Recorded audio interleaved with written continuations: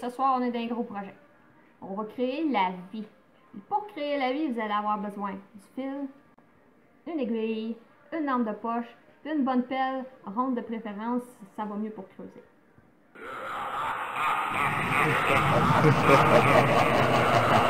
On est fucké, mais quand même pas à ce point-là.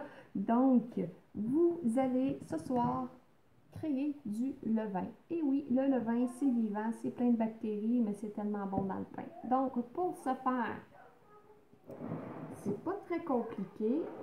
C'est juste un petit peu long parce que ça va se faire sur quelques jours. Donc, vous allez avoir besoin de farine, d'eau et une source de sucre.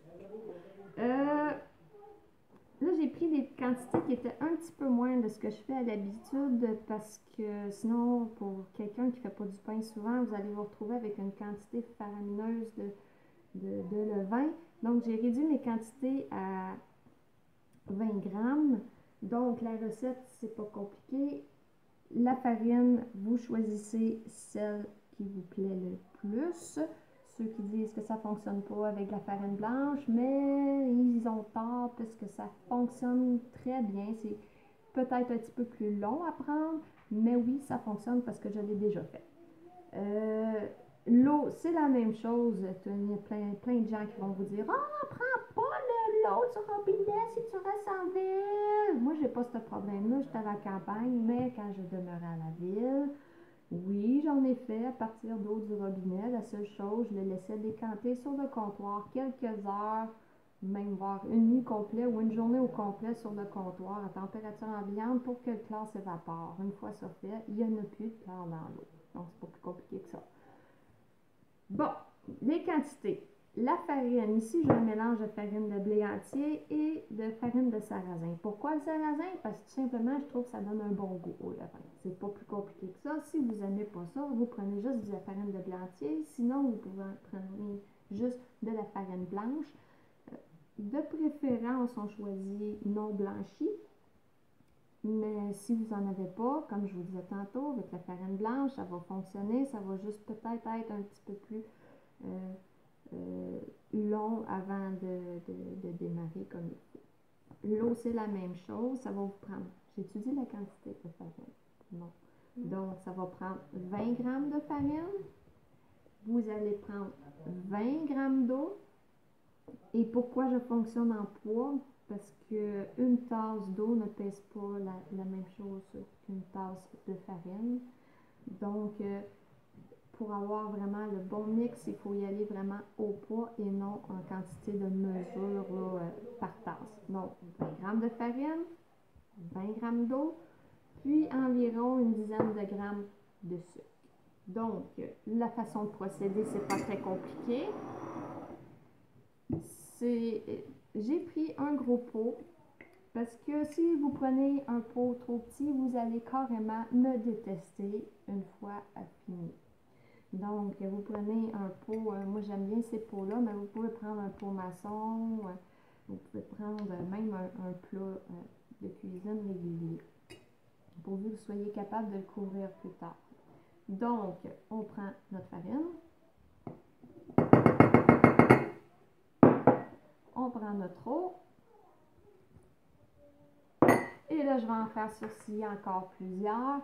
J'utilise une fourchette. Et oui, en métal. Oui, ça fonctionne pareil. Il y en a plusieurs qui vont dire « Fais pas ça, ça fonctionne pas. » Pas plus compliqué que ça, là. On mélange. C'est pas la première fois que j'en fais et ça a toujours fonctionné. La seule fois que ça n'a pas marché, c'est quand que je l'ai fait cuire dans le four parce que j'avais oublié que je l'avais mis là. Donc, on va bien mélanger.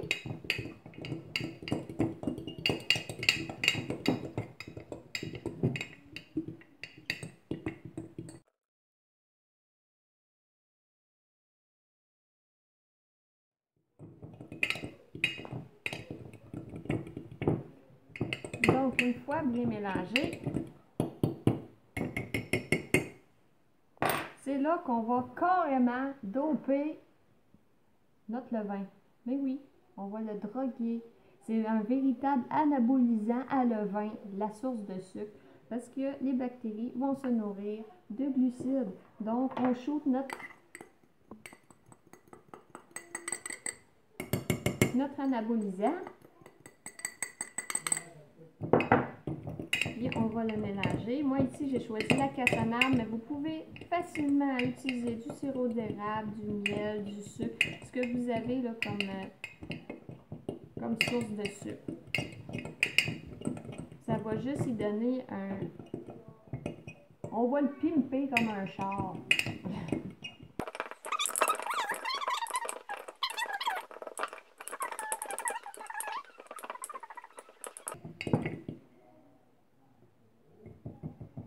Donc, une fois que c'est fait, on va fermer le couvert, mais on ne le ferme pas hermétiquement parce que nos petites bactéries vont dégager du gaz carbonique en fermentant. Et si jamais vous le fermez hermétiquement, ce qui va arriver, c'est qu'à un moment donné, le couvert va, pouf, va vous sauter dans la face.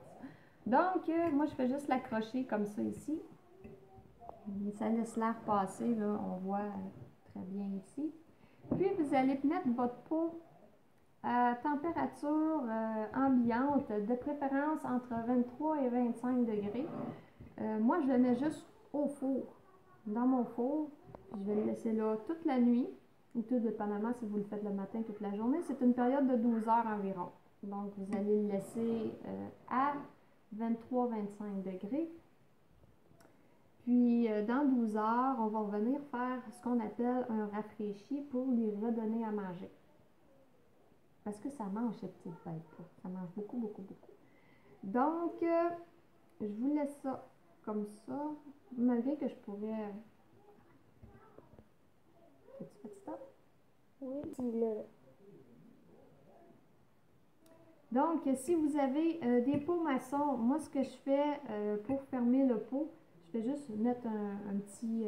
les petits lids, là, les petits couvercles, en décalé de l'ouverture. Comme ça permet à l'air de s'échapper. Sinon, vous pouvez mettre une pellicule, un saran wrap par-dessus, pourvu que l'air puisse s'échapper, que ce ne soit pas hermétique, votre affaire. Donc, on met ça à la chaleur pour une douzaine d'heures, puis je vais vous mettre demain matin.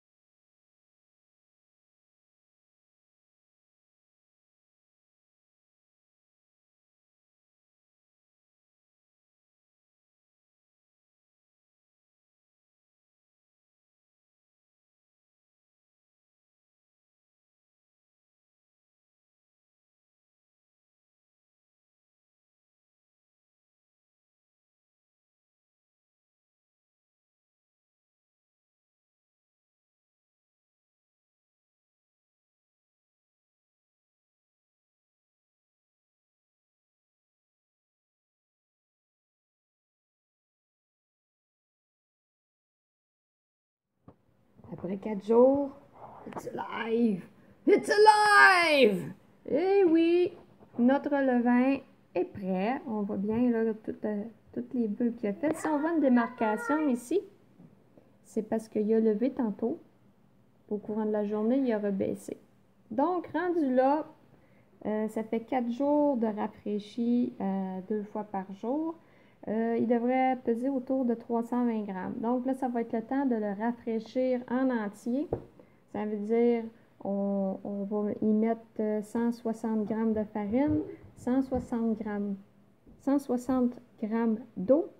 Puis on va le rebrasser, puis remettre ça dans le four pour une douzaine d'heures. Vous n'êtes pas obligé de le rafraîchir en entier, rendu là, parce qu'il est maintenant vivant. Là. On voit, je ne sais pas si on voit bien à l'écran. Non, on ne voit pas bien. Mais ici, là, il est plein de bulles. Donc, il est bel et bien vivant. si vous ne voulez pas en faire plus, que ça vous suffit cette quantité-là, parce que pour quelqu'un qui fait du pain là, à l'occasion, ça va être suffisant. Vous pouvez le prendre, puis le mettre au frigo, toujours avec le couvert entrouvert ou avec un saran wrap par-dessus, mais il faut laisser une petite ouverture pour laisser s'échapper les gaz puis rentrer l'air. Quand vous allez en avoir de besoin, il va vous suffire de prélever une partie de votre levain chef, de le rafraîchir en entier avec une quantité égale à son poids, c'est-à-dire de l'eau à 50% avec de la farine. Donc, si, mettons, vous avez besoin, vous prenez un 100 g de votre levain chef, vous allez le rafraîchir avec 50 g d'eau, puis 50 g de farine. Donc, c'était ce qu'il y en est pour le levain. C'était pas plus compliqué que ça.